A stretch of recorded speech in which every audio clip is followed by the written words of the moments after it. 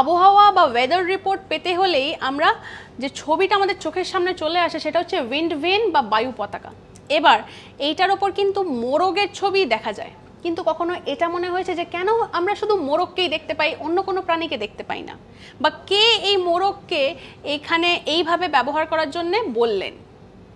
9th সেঞ্চুরিতে pope Nicolas তিনি প্রথম বলেছিলেন, বা তিনি প্রথম এই মোরগের ছবিটিকে অফিসিয়াল সিম্বল করে তুললেন। কিসের প্রতীক হিসাবে? না, যীশুখ্রিস্টের প্রতি এই যে পিটার তিনি যে বিশ্বাসঘাতকতা করেছিলেন সেটারই প্রতীক হিসাবে মোরগের ছবিটিকে তিনি চার্চের ডোমের ওপরে ব্যবহার করার জন্য বলেছিলেন। আর তারপর থেকে সেই আইডিয়াটা নিয়েই কিন্তু এই উইন্ড ভেন বা বায়ু পতাকা তৈরি হয়, এইভাবেই এর উৎস।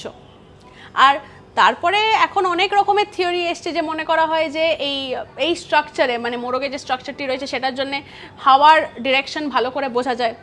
আবার অনেকে এটা মনে করেন যে মোরগ যেহেতু সূর্য ওঠার সঙ্গে সঙ্গে ডেকে ওঠে, তো দিনের শুরু কীরম হবে বা পুরো দিনটি কীরম যাবে সেইটার সিম্বল হিসাবেও অনেক সময় এই মোরগকে রাখা হয়েছে। তো বিভিন্ন রকম থিওরিজ তো রয়েছে। লাইক, শেয়ার অ্যান্ড সাবস্ক্রাইব করতে ভুলবেন না, এবং আরও আপডেটস জানতে হলে সঙ্গে রাখুন আজ তাক বাংলাকে।